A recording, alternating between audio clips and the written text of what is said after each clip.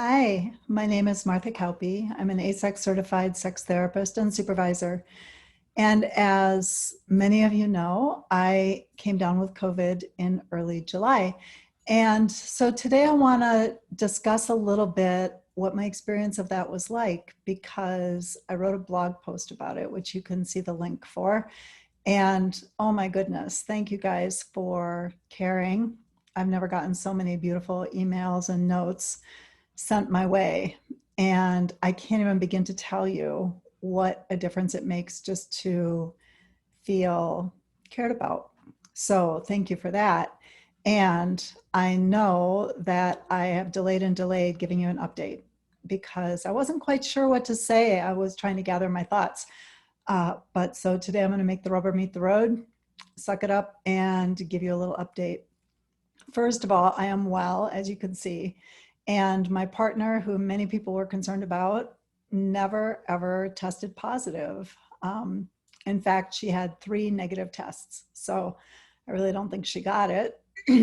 And she's doing great. And we're doing great. What a big experience. You know, my symptoms were mild and they never really got severe. And it was a lot like having a cold, except kind of a weird cold. It was snuffly. I had a sore throat. I had leg pains and muscle aches. At one point, I had a couple of other little symptoms. I had a little heaviness in my chest at one point, which was actually the symptom that made me get tested. And the most inconvenient symptom by far was huge emotional roller coaster. And I think that part of that is because it's such a complicated thing to have COVID in our culture. People are in denial about it, and also people are obsessively terrified about it. And neither of those reactions is actually particularly helpful. And both of those reactions are a little hard to handle if you're feeling under the weather. I also had a lot of fatigue, and I still have fluctuating energy levels. And that is what I want to focus on today, because I think there's such a lot of rich learning for me in that. So, as most of you know, I have a complicated business. I'm a therapist. I teach therapists all over the world how to work with sex issues. I do a lot of online teaching, and I have clients of my own in my private practice. I consult. So I've got all of this different stuff going on. First of all, just the project of sort of hitting the brakes on that turned out to take more than 2 weeks. And that was a lesson. Thank goodness I wasn't actually super duper sick or hospitalized, because just hitting the brakes and saying stop is not something I'm very good at. I do think it's possible to get good at it, and I'd like to think that I will get good at it, because some people take vacations and I'd like to become one of them. And I think in order to do that, you have to be able to somehow stop all the things. So from the Department of Self-Care, there's one of my lessons that I'm learning, is that I might want to learn how to hit stop more quickly and more effectively than I ever have done before. Not just because I might get sick with something and need to do that, but also because I'd like to live a life where you can do that. It would be so nice, wouldn't it, to be able to actually take a break, because I wanted to take a break. So that was a little bit of a wake-up call, just to realize, oh gosh, I'm so far away from being a person who takes a break well. And that's something that I aspire to. So I'm a pretty high functioning person. And one of the interesting things about that is, if you take a sort of a scale from 0 to, I don't know, maybe 100 in this case, and at one end are the things that you do that completely feed your soul and that make you feel amazing and strong and incredible, that are in the flow and that you love doing, and they feed you. And on the other end of the scale are the things that really deplete you. So I mostly didn't used to be able to tell the difference between those things. And one of the huge gifts that COVID gave me personally is the ability to discern them quite specifically. Because if I overdo it, I'll get a relapse of my symptoms. I'll have a sore throat and muscle aches for 5 or 7 days.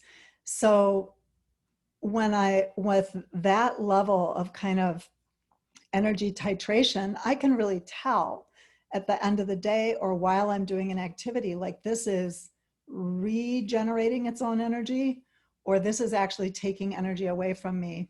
And to a certain degree, all activity takes energy away in a certain kind of way. So I also have become much better at figuring out what rebuilds that, what kinds of activities actually are restful. I didn't used to really know. I mean, I had some theories and I had some things I liked to do, but I didn't really have a clear and nuanced internal read about what pleasurable activities still are taking energy away and what kinds of things actually bring more resources to me in terms of energy, vitality, interest, joy, happiness, pleasure.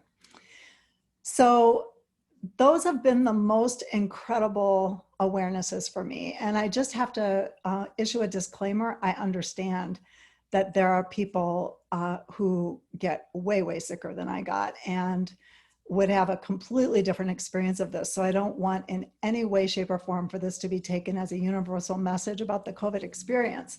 I'm much more interested in sharing with you some of the things that I wish that I could have gotten without getting sick.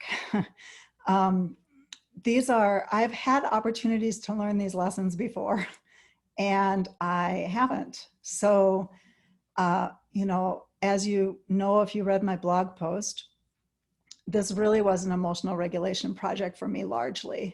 The emotional mood swings really caused me to roll up my sleeves and figure out how to choose an emotion because I wanted it, because the alternative was just very unpleasant and I did not want to be that unhappy. So I've gotten much better at emotional regulation. I've gotten much better at actually making time for myself to rest and rebuild and figuring out what that looks like, which ranges from meditation to daydreaming to laying in the hammock and watching the birds to holding my cat.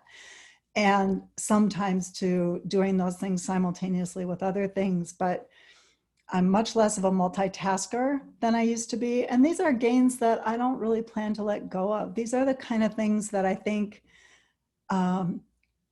contribute to a sustainable lifestyle. And by sustainable, I mean energy coming in to feed the systems that I'm upholding with my energy expenditures. So figuring out how to balance that system is quite the unique and individual project.